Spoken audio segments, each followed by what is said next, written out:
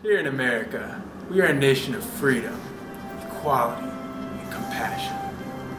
However, this unity that binds us has been broken at the very foundation of our future, the education of our children. The policy of zero tolerance has barred many of our children from receiving compassion, from seeing equality, and from experiencing the freedom of a good education. Take for instance Josh Peterson, 14 years old, freshman in high school, and he has a crush on little Susie, who sits right next to him in English class. Yes, Josh is a normal student. As all young lads, Josh enjoys his share of fun. And all of this together. Who threw that? Oh, but he never intended to hit his teacher. But with zero tolerance, there is no room for compassion. Josh Peters' incident is not uncommon. And unfortunately, the results are not uncommon either. You see, Josh now has nowhere to go and nothing to put his best energies into. Without this outlet, Josh wanders aimlessly. Because Josh wanders aimlessly, he begins playing video games all day. Because all he does is play video games, he loses all motivation and purpose and turns to alcohol for comfort.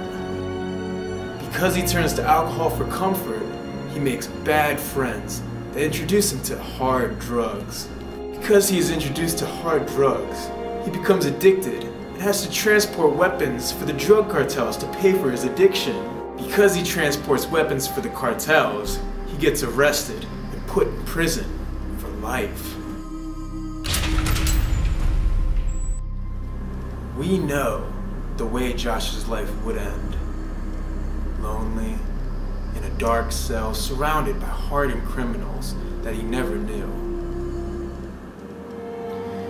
Now, what if instead of a zero tolerance policy, we use good, sound judgment to show that Josh never deserves such a harsh punishment? What if we used compassion? Instead of taking away Josh's freedom to learn, the teacher gives him a warning and explains to him what he did was wrong. The teacher encourages Josh with his studies and shows him how much potential he has. After being shown his potential, Josh applies himself to his studies with diligence. After years of hard work, Josh Peterson graduates from Princeton University. Because Josh has such an outstanding education, he's accepted for heading the research of California Institute of Technology, the most outstanding institute in the country. Josh Peterson is just one example. Yes, what of Susie? What of Jake? What of Alexis? What of Francisco?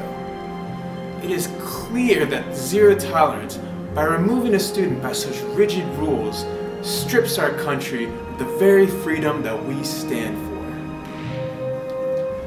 Won't you vote to further the future of our children? Won't you vote for common sense and compassion? Won't you vote for everyone to have a fair chance? Won't you vote to end zero tolerance in our schools?